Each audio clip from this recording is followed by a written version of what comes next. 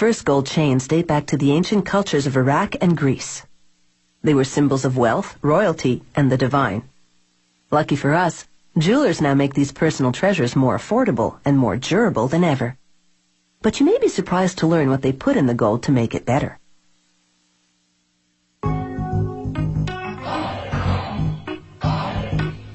Pure gold is fairly soft and bright yellow, so it's common to create an alloy to strengthen it and alter its color.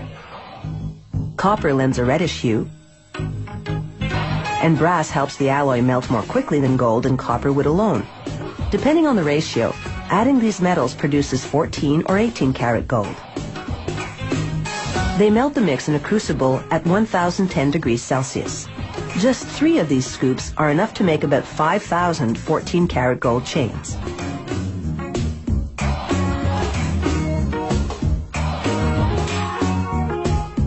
A worker pours the molten alloy into a casting machine. Water cools the metal to around 370 degrees Celsius, solidifying it. The metal passes through a round die, which shapes it into a golden rod that's nearly 2 meters long.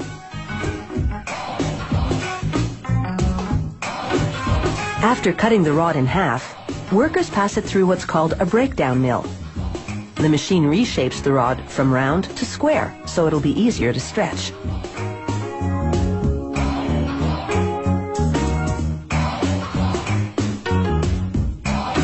Next stop, a tandem mill. It's got 12 rollers that stretch the rod until it's about as thin as a piece of spaghetti.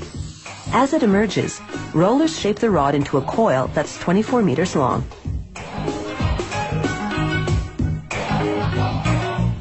Workers soften the coiled metal in an oven. Then they uncoil and continue stretching what's now a wire by passing it through a die lined with industrial diamonds. To prevent overheating, the machine sprays lubricant to cool the wire while reducing it to the width of a human hair, its final size.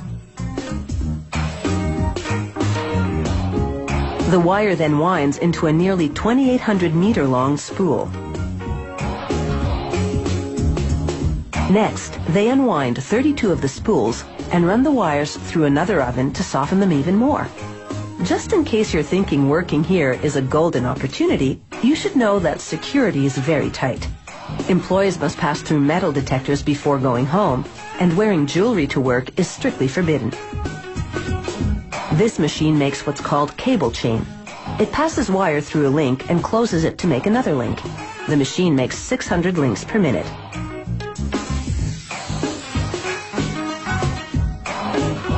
Here, a worker does a random quality check. This machine makes a chain in what's called a Venetian style.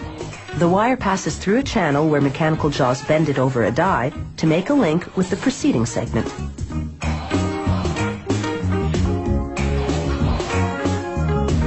To make what's called a spider style, this machine passes a wire through up to 5 loops before closing the link.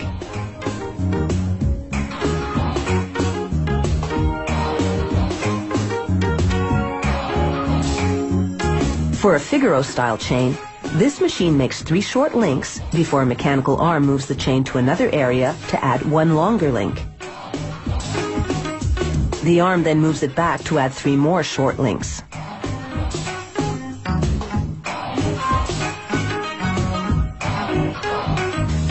The simplest style is what's called a rope chain.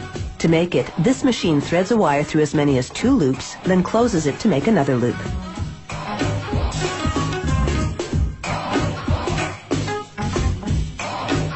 They coat the finished chains with a lubricating powder that prevents the links from sticking to each other during the next step, when they heat the chains to 815 degrees Celsius. This activates a soldering agent added to the metals earlier. It fuses the ends of the links to each other. This machine welds a link to a clasp on the chain. A tag indicating the gold quality goes onto the clasp. Finally, the chains go through 4 chemical baths, which thoroughly clean them. Then workers plate them with a layer of 14 or 18 karat gold. Plating gold with gold creates a more vibrant finish. After one last quality check, these chains are ready to dazzle their way to a neckline near you.